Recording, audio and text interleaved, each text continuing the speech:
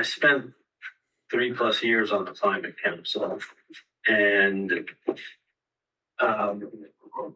it was my ongoing experience that the issue of how to protect the people who cannot or choose not to electrify their homes, who are low income, will routinely ignored, in spite of my bringing it up regularly.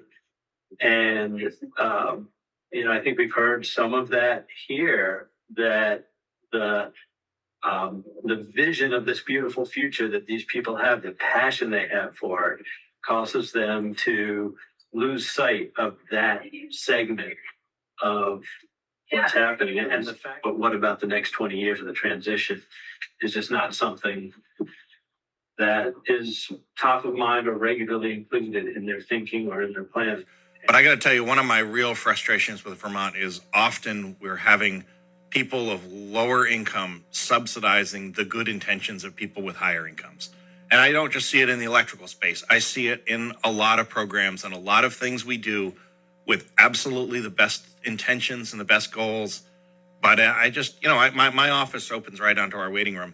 And I hear people coming in who are struggling to pay their bills. They're counting change out to pay their bills in some cases.